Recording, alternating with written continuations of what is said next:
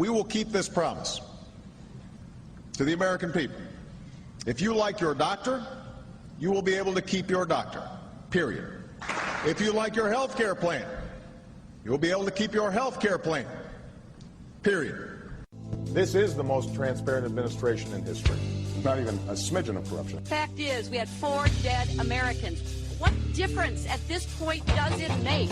If you got a business, you didn't build that. Oh, welcome to the face. Welcome to the face of the new democracy.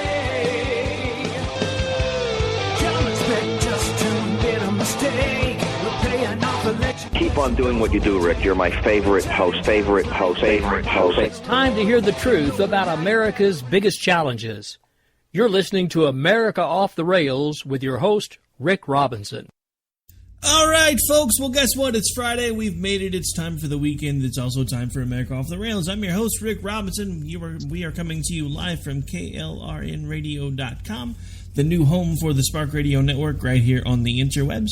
Also coming to you on Red Nation Rising Radio, the Liberty Channel, and AMFM247.com, SHR Media, and several other affiliates all around the internet and the dial. And again, I do have a returning guest with us, Dan, who's been with us before, who actually does a show of his own over on Blog Talk Radio. Good evening, Dan. How are you? Good, Rick. So it's been an interesting day in the realm of the interwebs. There's been all kinds of interesting things afoot. But before we get into all of that, in case we have folks who may not know who you are, why don't you give folks a little bit about who you are and what it is that you do when you're not hanging around with me?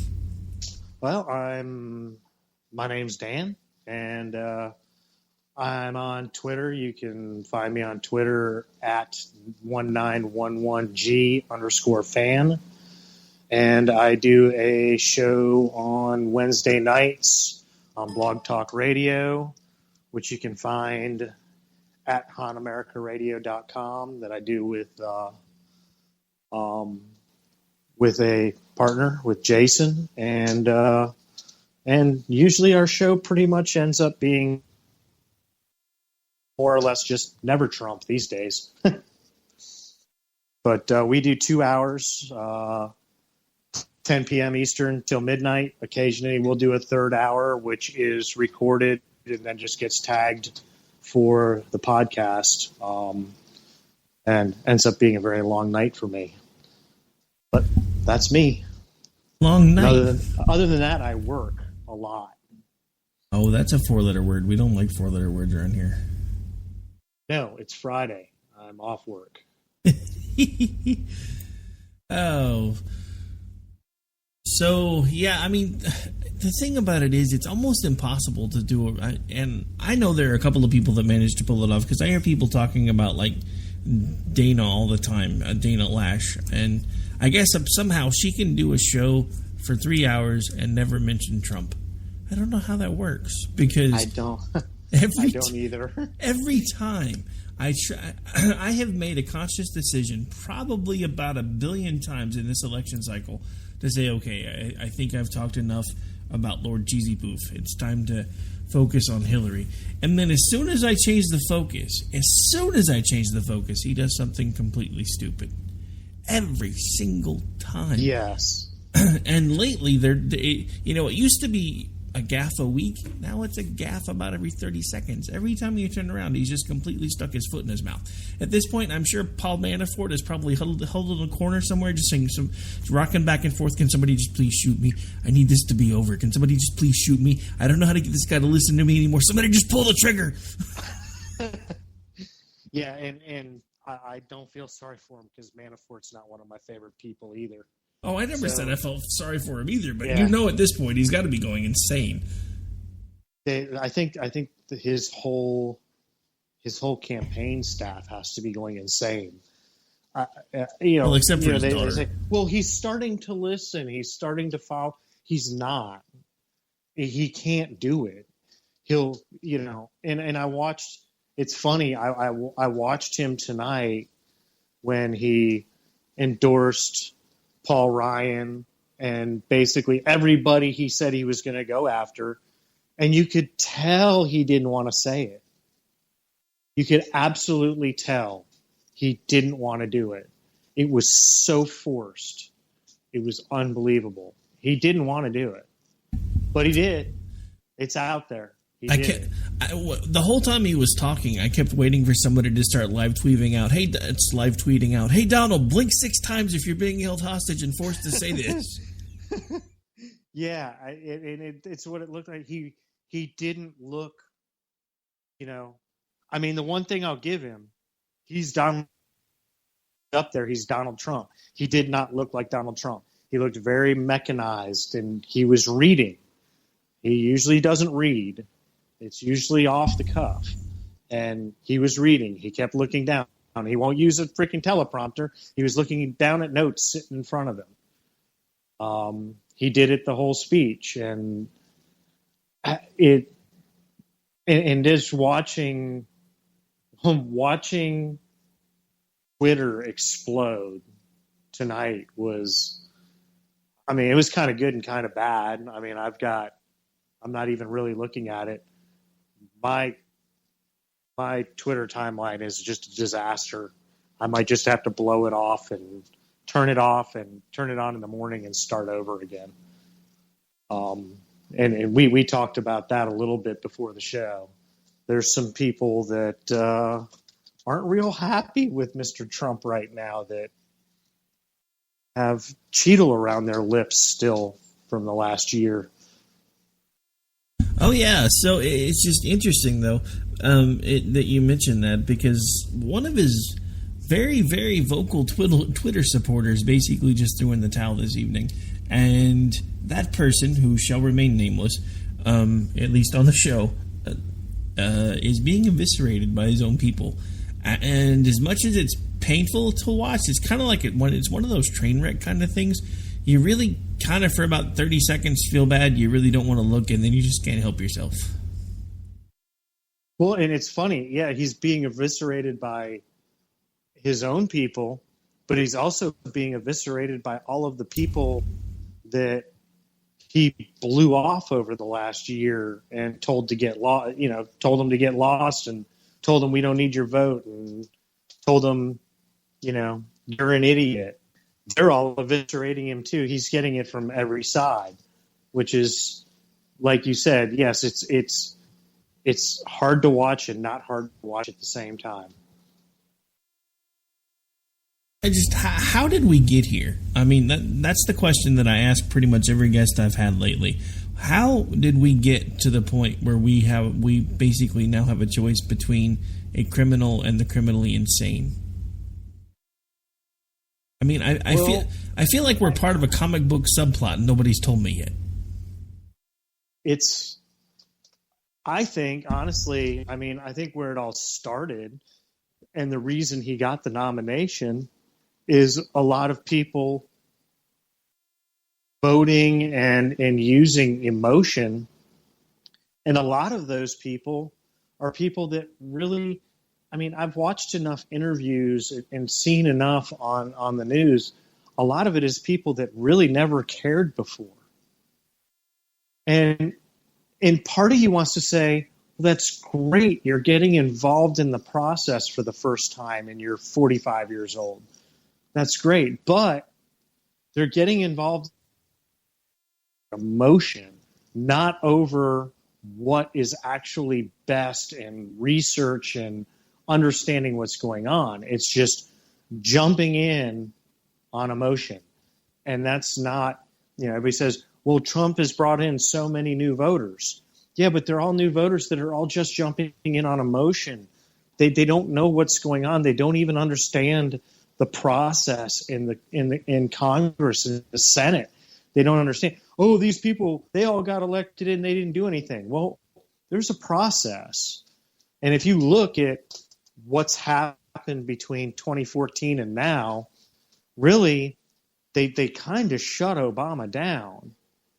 They might not have gotten anything passed, but they shut him down. He really didn't get anything done, which was supposed to be the goal. But everybody says, well, they didn't get anything done. Well, They didn't necessarily get anything done, but neither did he. And to me, that is kind of a win compared to, 2008 to 2014.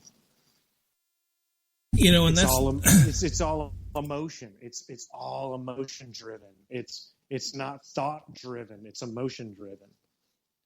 And that's the thing to keep in mind, and it's something that I didn't even really understand at first either, because I didn't realize how many people don't have any idea or any concept about how this country is actually supposed to work. Because we keep, and this was a common misconception even with me when I first started doing radio.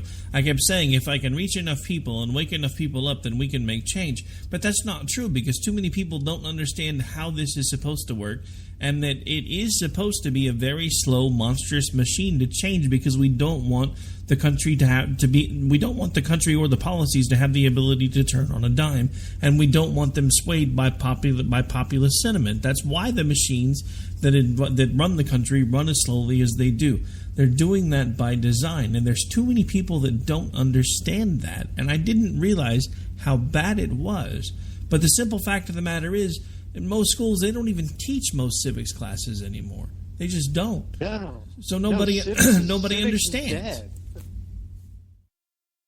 Yeah, civics is dead. I mean, nobody teaches it. My kids' high school offered civics, and my kids took it. But I talked to other people, and the high school doesn't even offer civics. How do you teach a kid how our civilization here in the United States runs if you don't teach civics?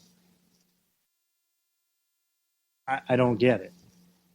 Well, I mean, the answer was in the question. They don't want us to understand how the system works. That's what we're watching play out right now. This is what they've wanted all along. They want people just intelligent enough to be able to function, but not smart enough to understand how all of the intricacies work, because then all they have to do is keep promising to give them free stuff and they get them to vote. That's why we have gotten to the point where we have a completely Pavlovian response to our election cycles. We have the ones that want the free stuff, that pick up the blue banner and they march off because they know they're going to get the free stuff. We have the folks that are opposed to the free stuff that pick up the red banner because the guys in the red ties are the ones that say they're going to do something about all the people that are freeloading off of the free stuff. But the thing about it is, none of them really do much of anything except for stopgap, because that's all they can do, because it doesn't really matter, because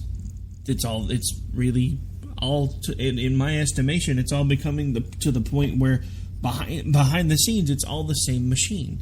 And that's the thing that's the thing that for me has really been driven home this election cycle, and watching the vacillations with Trump and the Democrats trying to get Cruz to go after Trump for some of the things that he's said with the Russians and all of the other little intricacies that are going on behind the scenes that nobody's really talking about. We have really gotten to the point where we are a one-party system with two flavors. And it's all about the illusion of choice, not the actual choice. And the fact that Trump, the guy who said he was going to stand up against the establishment, is now either willingly or unwillingly being chewed up and spit out by the establishment, proves exactly how broken our system is.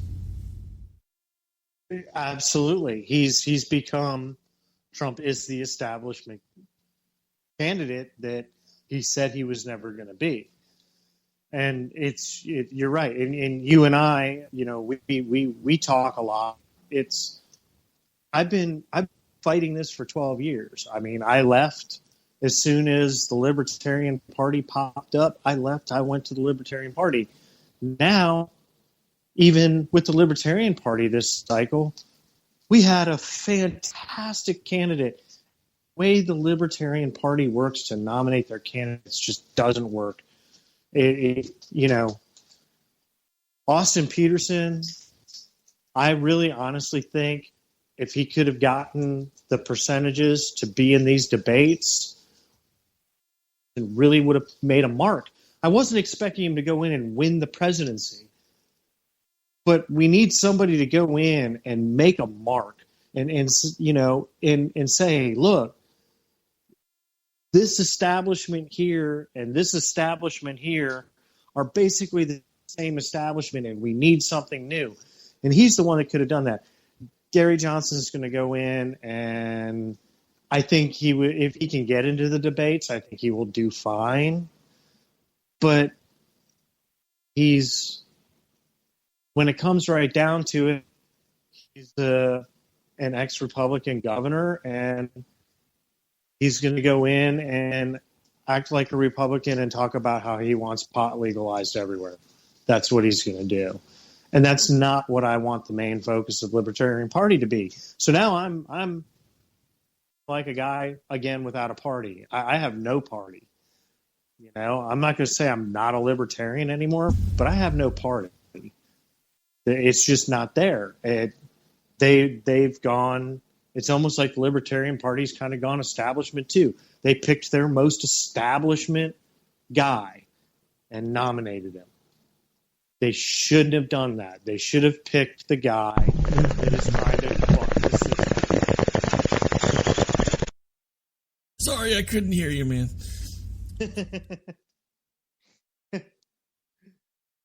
No, I mean, was it a good one?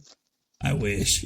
Anyway, I mean, dude, I don't understand it though, because you know, everybody that I talk to who is libertarian is like, we want people to understand that there are other choices, but then they start behaving exactly like the other parties. We don't want you here. We don't need you here. We're purists. You're not. Right, and they're not though. That's the thing. They're. I mean, like I mentioned Austin Peterson. He's a institutionalist. That's what the party's supposed to be. I understand. Yes, you want pot legalized, and I mean I'm pro-life, and I understand the not strict pro-life stance of the Libertarian Party because they believe in states' rights. That's what it was. Everybody goes, "Oh, the Libertarian Party, they're for abortion." They're not for abortion. They're for states' rights. They're for the Constitution. But when you make your platform legalizing marijuana, that's a problem. That's not going to get where you need to be. I don't care. Legalize it. Fine. Whatever.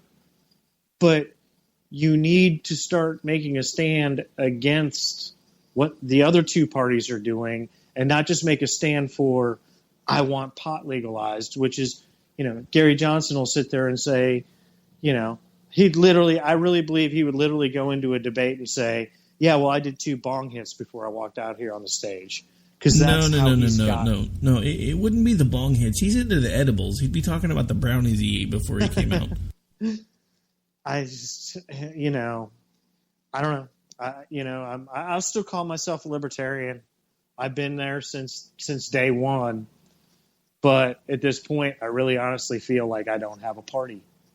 Well, welcome to my world. I haven't felt like I've had a party for quite a while either. And then I had already started flirting with the idea of libertarianism.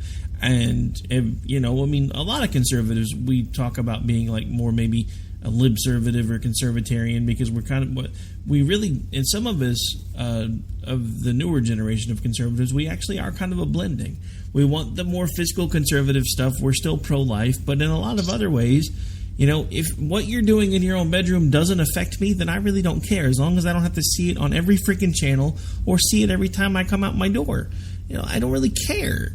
And that even drives my wife crazy because my wife is a staunch conservative when it comes to that type of stuff. She's like, I don't understand why you don't have a problem with that. I don't have a problem with that because it doesn't have anything to do with me. That's why I don't have a problem with that. What I have a problem with is when you start trying to force things like gender-neutral bathrooms and all of the other things that they're now doing, because every time we get to the point where we can see the point with the more radical folks, they push it just as much further as they can. I've seen more and more stories now being floated about pedophiles that are now trying to say that they're just like homosexuals, that they were born that way, it's not their fault, and they should be allowed to love who they want to love. And I knew those days were coming, and nobody wanted to listen to me. Because we have to decide at some point when we're going to stop letting society push the envelope. There has to be a point where we stop. Because otherwise, if we have no moral center, then how does that work? We wind up exactly where we are right now. We have someone who should be in jail running for president. We have someone who should be institutionalized running for president, and those are our two main choices. And then we've got the guy that wants to sit in the corner munching on brownies on the other one. Exactly. And I'm right on board with you there. I don't care what you do. That's why the Libertarian Party is called what it is. It's liberty. You do what you want to do, and you don't force your beliefs. You don't force anything on me. Perfectly fine if you want to be I'm a Christian. If you want to be agnostic, great. If you don't want to believe at all, great. That's your business. Don't try to force it on me. I do not try to force Christianity on anybody else. I'll tell people that are having issues that you'll be in my prayers. And if that offends them, that's their problem. But I'm not trying to say you need to be Christian so that I can pray for you, and it's all about liberty. That's what I'm about. I do what you want to do, and I want the government to give me nice roads and have a military. That's it. I don't see what's wrong with that. I thought that's what this country was kind of built on. Give me infrastructure, give me a military, maybe a slight bit of welfare for people that hit hard times. But other than that, pick yourself up by the bootstraps and go out and work. I mean, I've always said it. I work hard. I have a good job. If I lost, I'd work 2 crappy jobs to make sure my kids were freaking supported. That's the way it works. You don't lose your job and go, oh, okay, well, I'll just sit around until something comes along. It's not the way it works. 50 weeks of unemployment, man. Woohoo! Right. Oh, sorry. Yeah, that's not, I couldn't do that. I just couldn't do that. I mean, I took unemployment once and I was on it for a week and a half. Because I didn't want to be on it. I needed to be on it because I needed the money. And I told myself, you have a month to find a good job. If you don't find a good job, well, then you go dig ditches during the day and deliver pizzas at night, whatever it takes, because I was not going to stay on unemployment. I didn't feel – it made me feel dirty. But see, that's the thing. That's the difference between – I mean, you and I are a little bit apart in age, but not terribly apart. So that's kind of the difference between your generation and our generation and the ones now. They don't have any shame in it. I remember the first time I had to use a food stamp card. I was completely beside myself that I had to actually depend on the government to put food in my mouth. And I did everything I could to fix that as soon as I could. I mean, and not even just a food stamp card. I mean, the first time I ever used food stamps was back when they were still paper. I honestly think those things should still be paper because there was something a lot more shaming about having to go in there and pull out your little blue book and you're pulling out these little coupons made out that look like Monopoly money to pay for your food. Because I got to tell you, when it was like that, I think I used it for maybe 2 weeks before I went and got a job. When they changed over to the card, I kind of caved there for a little bit. And I was like, not so bad. It looks like a credit card now. Yeah, that's right. And you swipe your card, and it looks like everybody else using their debit card at the grocery store. Pretty much. And, I mean, and that's the thing. When did shame become a bad thing? I don't know. I mean, I have a real close friend of mine, and I mean, got real sick. I mean, almost died sick. Had his own business, lost his house, lost a car, lost everything. His wife was working as much as she could and trying to take care of him. And he was mortified using an EBT card at the grocery store. Absolutely mortified. Once he was back on his feet, obviously they're trying to get things going. He still couldn't work. I went out to see him, and we went to the grocery store, and we went to the grocery store, and I paid for a week's worth of groceries for them because we got the shopping cart full, and I could see him walking up there, and he was dreading going up there and using his EBT card. I was like, dude, don't worry about it. Just put it away and save it because you all are going to need it anyway. Because he was mortified. He was just absolutely mortified doing that. Now he's back on his feet. Everything's working great. Everything's going great. He's working. They're off all that. But see, that's what it's supposed to be for, is situations like that. That is what it's supposed to be for. It's not supposed to be, it's generational now. You have families that are like third generation now, and all three generations have been on welfare. And it's not even just welfare anymore. I know like families that have been 3 generations in on Section 8 housing. They've been 3 generations in on food stamps. They've been 3 generations in on state supplemental assistance. All of it, and it's become their economy. That's how they survive. The government picks up the majority of the tabs. And what makes most of us angry about that is not the fact that people need the help.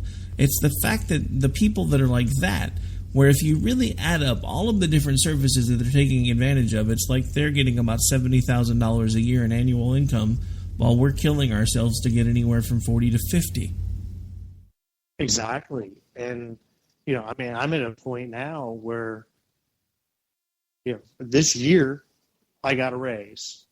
It was a decent raise. It wasn't massive, but I haven't had a raise in like 3 years. So I haven't had a raise in 3 years. I get a raise this year, but because of the situation with ACA, Blue Cross Blue Shield raised our premiums 40% at work. So now the boss came back to us and said, well, I can't afford it, so you all are going to have to cover the rate.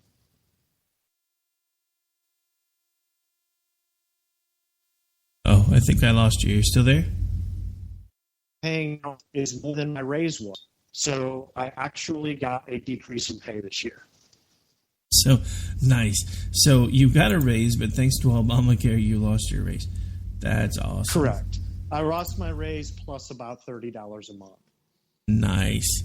Wow. All right, so we've got to take a really quick break. I didn't realize we were already through the bottom of the hour. When we come back, we're actually going to talk about a couple of things that have been happening in the news recently, and one of the big things that nobody's really talking about with Trump, and that is his stance on NAFTA and why we both think it's a terrible idea. This is America Off the Rails. We'll be right back here in a couple minutes. Got to pay some bills.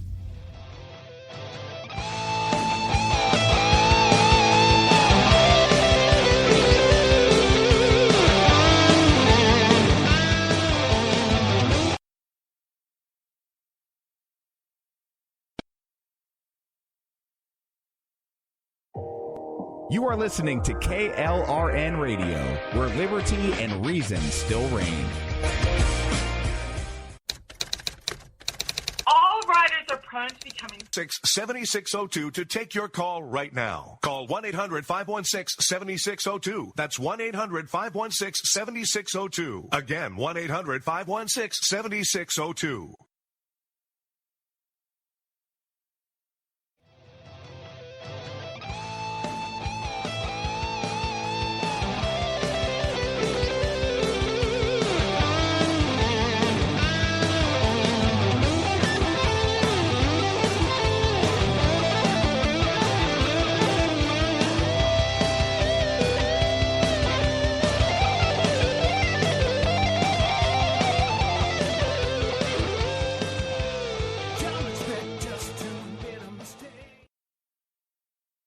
All right, folks, we are back. We are live, and I think Dan missed the cue. I did. It's all right. It's my bad. We were talking. I didn't want to cut you off too early, but I tried to turn the sound up, I hoped, early enough that you'd realize we were about out of time for the break. Anyway, we are back. We're into the last half of the show already, and there was something that we definitely wanted to make sure that we touched on tonight, because I don't know if anybody else is really talking about this yet. I've seen bits and pieces about it, but I haven't really delved too much into it lately, because it's really only come out in the last couple of weeks, and it's been way too much fun watching the Trump campaign and the Trump supporters start turning on one another and eating themselves. But apparently, One of the things that Trump has said recently is that if he were to be elected president, he would find a way to do away with NAFTA. Now, as much as I'm not really a fan of the whole concept of NAFTA, the simple fact of the matter is it's done a lot more good than harm. And removing it will do a lot more harm than good. Dan, you were actually talking about that a little bit off air, so why don't you go ahead and share some of the things that you had shared with me about that particular gem and what would happen if it's suddenly removed from our arsenal, so to speak. Well, yeah, I'll start with Texas. I mean, a huge chunk, or should I say huge chunk of the economy in Texas depends on NAFTA. It's, you know, they're a major port, and you know, everybody's wondering, well, why is Texas going so blue now? You know, it's not blue yet, but it's getting there. It's gone kind of purple, at least as far as presidential campaign is going. And it's because Trump came out and said that he would do away with NAFTA. NAFTA is probably, you know, a good, I don't know the exact percentages, but I would say probably 50 to 60% of the economy of Texas depends on NAFTA. And I live in North Carolina, and we here in North Carolina, we are the manufacturing hub for Freightliner, who is the biggest truck manufacturer in the world. And a few years ago, North Carolina spent millions of dollars to keep Freightliner here and keep them from moving to Mexico. But they have said that without NAFTA, it's going to hurt truck sales. And they have said that if NAFTA goes away, then Mexico, and they are a huge part of they're a huge employer here in North Carolina. I mean, it would be a huge dent in North Carolina's economy to have Freightliner go away. And Freightliner is owned by Daimler, which is a German company. They don't care. I mean, to them, they're just moving their facilities from one foreign country to another. You know, it really doesn't matter to them. I have friends that work for Freightliner as project managers and you know, shop foremen, and they're mortified because they're literally, it's like, well, I either lose my job or I move to a border town in Texas or move to Mexico. And it's NAFTA going away would be a big deal, and that's part of what is turning these states blue. And people don't understand it. You know, people tell me I'm an idiot. North Carolina can't be going blue. Well, I'm here. I'm watching it. They talk about it here locally. North Carolina has gone blue. It not necessarily with the local races, but with the national races, it absolutely is going blue. And that's the thing that no one understands. When it comes right down to it, the local and the state level elections are animals unto themselves. And the national election for president is a completely different animal. Because, and the thing to keep in mind is when you're watching your state turn blue, which hasn't happened here yet, thankfully, but I've seen other places where they're considering states that have never been swing states before swing states.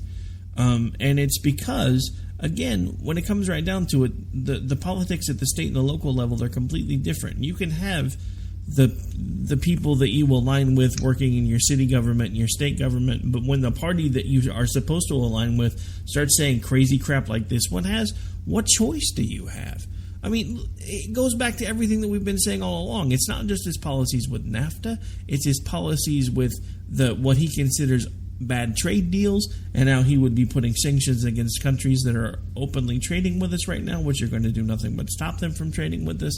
It's all of these different things that on paper to these people sound like great ideas. I mean, I I don't understand where he thinks any of these are good ideas. Because, I mean, no, I wasn't a fan of NAFTA, and if there was another way to do it, I probably would have wished we would have done that.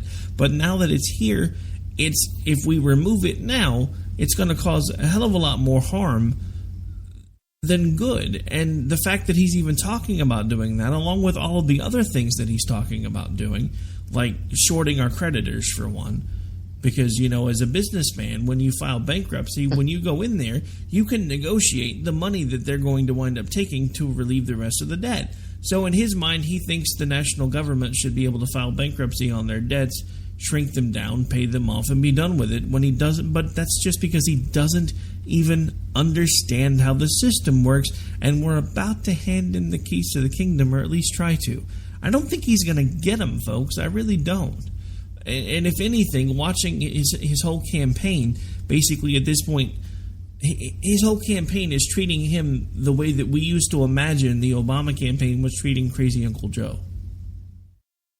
They really weren't, but we made fun of them like they were. These guys are. I mean, they literally, I think, have him like strapped to a table until it's time for him to go on the air with the little Hannibal Lecter mask on to be like, don't let him talk, don't let him talk, don't let him talk, don't let him talk. Oh, crap, now we have to let him talk. Did you get the dosage right this time? Are you sure? Well, he seems docile. He's reading the card. Oh, he endorsed Ryan. We're good. Well, that's the whole thing, and it goes back to what we talked about in the first segment, is things cannot change overnight. Change overnight is what screws things up big time. I mean, like I said, I personally, I'm with you. I wasn't a big fan of NAFTA. But now that I look into it and I live in a state that kind of depends on it, it's here, and it's not necessarily even here to stay. But you can't come right out and just say, I'm going to do away with it. Because people that don't understand how things work are going to go, oh my God, he's going to do away with NAFTA. NAFTA's going to be gone next year, and we're going to be out of work. Because people don't understand that you just don't do away with something like NAFTA. I wouldn't be opposed, and I don't even think that companies that depend on it now would even be opposed to maybe a certain policy and maybe restructuring it. But it can't go away. It's there. Once the government implements something, it's there. That's the way it works, and people don't understand that. You just can't do away with it. And something else you really can't do is you can't just come in and build a wall that's been on the table for 12 years. It's been there. You can't just come in and say, "Yep, wall, put it up." Been there. It's been sitting on the floor for 12 years. And Trump supporters think he's going to come in and he's going to build that wall. He's not. Actually, I have a Jewish friend who called me out for that because apparently there is a company from Israel who has offered to build the wall. And they said they can get it done rather cheaply. I was kind of surprised to hear that. But apparently there may or may not be an option to actually get that wall built after all. You can put all the options there, but it still needs to pass. I know. It's been there for 12 years and it hasn't passed. It's been sitting there, and it's not going to pass. To be honest with you, that's another thing with Texas is most of the people in Texas, they don't want the wall. They really don't. That's another thing that's going to kind of hurt their economy is the wall. Can we just be honest? They honestly don't really. I mean, with the technology that we have available today, if we were actually using all of the different ways that we can keep track of people and their movements, etc., we don't need a freaking wall anymore. They can make a computerized wall, which his campaign has already basically said that's what the majority of it's going to be anyway. But the funny thing is there were other campaigns that said that first, and that's when Trump panged on his chest and said, well, we need an actual physical wall, and I'm going to make sure that gets done. because you can't do it right with computers. But everybody knew that was paying attention that all he was doing was trying to steal someone else's thunder. And that's exactly what he did, because other campaigns had mentioned using technology to make sure that people that were coming into the country were supposed to be here and that they didn't overstay their welcome if they were here on a visa, etc., because we have ways that we can do that. And with the technology that we have available today, it's not even that far-fetched to make sure that it happens. But the simple fact of the matter is, when Trump saw that resonating, he realized that he could take it a step further and say, oh, well, we could just build a wall, and I'll make sure that happens, and I'll make Mexico pay for it. And he got standing ovations from all of the people that don't understand how our system works. Exactly. I mean, I work with technology that could be used on the borders. I work with it on a much smaller scale, obviously, but I work with radar technology that counts people. It recognizes biologics. It can even recognize it in multiple directions. It's technology that could be set up all along the border at certain points all along the border, where you could have border stations that know when something crosses that line. As long as you know that something crossed the line and you know where it crossed the line, that's all you should need to know. We have the other technology. We have people, we have drones, we have everything. And everything can be tracked. It can be done cheaper. It can be done without actually having a giant physical wall along the border. It can be done. It just wall. When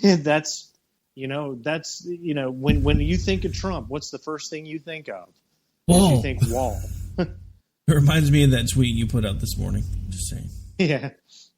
The Hannity bowling tweet. Yes. Oh, Hannity. Somebody actually dug up a tweet of his from like 4 years ago that was like, and it was him being his sanctimonious self. My advice to GOP leadership: stop electing or stop attempting to elect conservatives that manage to defeat themselves. I'm just like, someone should have taken their own advice. Yep. Oh, he's throwing himself under the bus now. He went. Sorry to use this line, but he went off the rails yesterday. I had a feeling you were going to go there. It's all right. People use it on this show all the time. It's one of the reasons why I called it that in the first place, because you can just kind of see examples of everywhere where we're going off the rails. And this election cycle has made it even more apparent, and it's become an even more appropriate name. That was actually one of the first ironies of this election cycle. I host a show called America Off the Rails, and as soon as the Trump camp picked up steam, the first thing they decided to call themselves was the Trump train. Let that sink in for just a second. I'm just saying. It kind of made you happy, didn't it? Well, it was because even before I realized just how nuts he is and how batcrap crazy he truly is, you could see it already starting to teeter to the point where you just knew it wasn't ever really going to get anywhere. And it just can't, because they have it's like this loose affiliation of all of these different people that are angry for all of these different reasons that have all glommed onto Trump, and he is their rallying cry. He is their focus point. He's the center of their universe until he does something wrong, and then they want to kill him. Yeah, but that's where it's getting to now. But for months now, it's been he'd do something, and it's been, well, this is why. It's always excuse making. No, that's not really what he meant. Well, if it's not what he meant, why does he keep saying things that he doesn't mean? But now we were seeing it today, obviously. And we've been seeing it the last week or so. A lot of people backpedaling now. And you know that prominent backpedaler we were talking about? He's Ford pedaling again. He's what? He's Ford pedaled again. He's back on the train, brother. Yeah, because all of his buddies are giving him hell. And, it's, 3 days ago, Paul Ryan was just dirt to Trump. And today he endorses him. The campaign is a disaster. Hillary is spending millions in Florida on TV ads. Trump is spending $800,000. We had a gentleman on our show the other night, Steve Berman, and he had a story. He writes for The Resurgent. He had a story where he compared Trump to Guy Fieri over at the Food Network, and how Guy Fieri really made his shows. He came on as a food guy, and all those shows were about food, but he really kind of made it more about the people, with diners and drive-ins. And he compared the two, and it's a brilliant piece. He kind of said, the thing is, though, is that Fieri knew how to do it, and Trump doesn't. Whereas Trump's coming in and doing the whole running for president thing and trying to do it on his own way and make it about the people and everything else, but he's just not doing it quite right. But the comparison, if you everybody wants to check it out, the writer's name is Steve Berman. He writes for The Resurgent. It's a great article. Check it out. I read it and I was like, wow, that is just spot on. And that's what it is. He's trying not to be the typical candidate, but he's just not quite doing it right, like Guy Fieri did at the Food Network, trying to come in and kind of buck that system. And I'm not just going to make it about the food. I want it to be more about the people making the food, and it's a really brilliant article. And it kind of hit me. I was like, wow, that's pretty amazing that you came up with that, and, but that's what it is. But Trump's just not quite doing it right. He can't keep things straight. It's disjointed, it's the other thing the next day, and it just doesn't work. He's not running it right.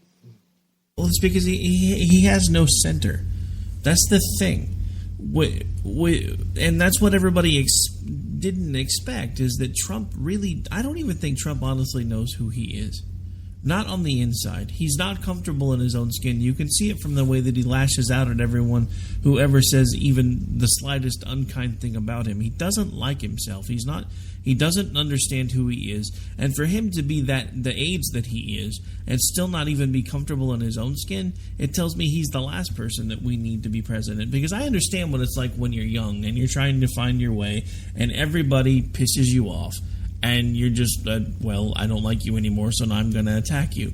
But even now, with everything that I've gone through and all the different ways that I've been made fun of, etc., through my adult life because of things that through injuries and everything else that have happened, I just got to a point where I became comfortable in my own skin. So it didn't matter who attacked me and what they said or how they said it or when they said it or who they were talking to when they said it, because I know who I am on the inside, and that's the only thing that matters to me. Trump doesn't have that center. Trump has spent his whole life trying to get approval from everyone around him by going from one deal to the next deal to the next deal to the next deal. And he proves it in a lot of the things that he says. I have a really short clip that I want to try to sneak in before we get out of here, because it summarizes Trump in about 22 seconds. You become very successful. The people that you will like best are the people that are less successful than you. Because when you go to a table, you can tell them all these wonderful stories and they'll sit back and listen. Does that make sense to you? Okay? No. Always be around unsuccessful people because everybody will respect you. Do you understand that? Okay. Always be around unsuccessful people because everybody will respect you. Do you understand that? That's Donald Trump in a nutshell. He wasn't pretending when he said those things. That is what he truly believes. He spends his time around people that are less successful than him on purpose, because it makes him feel more important, because that's the only way that he can feel more important, because he's not comfortable with himself. And it shows in the way that he treats people. And that's the last person that we need to be making the leader of the free world. We've already had one of those for the last 8 years. Absolutely. And that really says something. And I love it. Well, I hate it, but I'll say I love it when Trump supporters try to compare him to Reagan. Reagan was brilliant at surrounding himself with people that knew more about the subject than he did. Exactly. But the thing about it is, that's how Trump presented himself. He didn't do it as well as Reagan, but he said a lot of the same things. I'm going to hire the best people. I'm going to bring the smartest people, and they're going to help me figure out how to get these things done. That was the same thing that Reagan said. Reagan just said it with a lot more polish. The difference is when Reagan said it, he meant it. Well, and the difference is that Reagan was he was a smart man, and he knew what he was doing. He didn't profess to be a jack of all trades.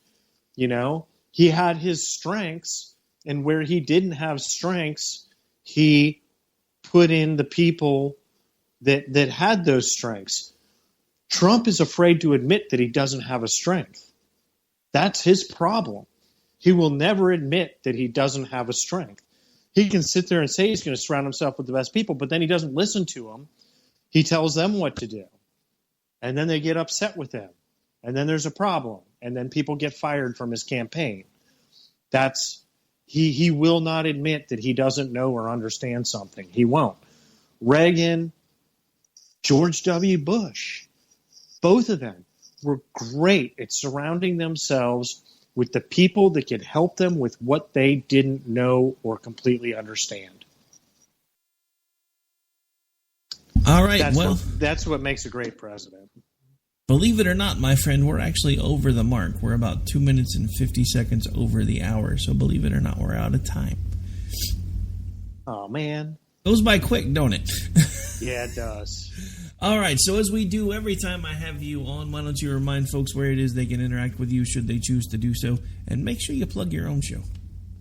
I'm on Twitter at 1911G_fan, and you can catch me Wednesday nights at 10 p.m. Eastern Time at hanamericaradio.com.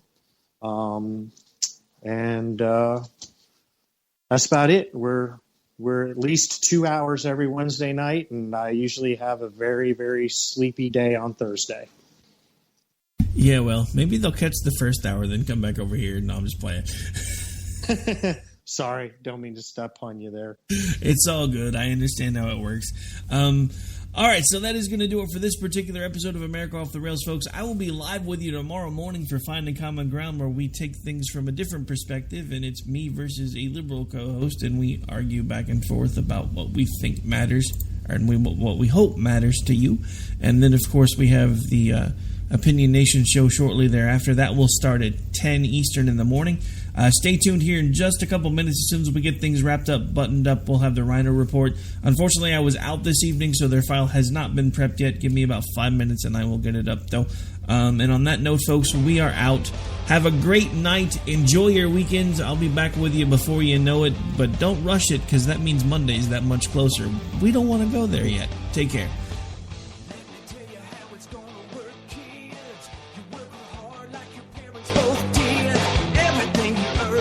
Breaking your back when we make our pay tax. Hey, sit down.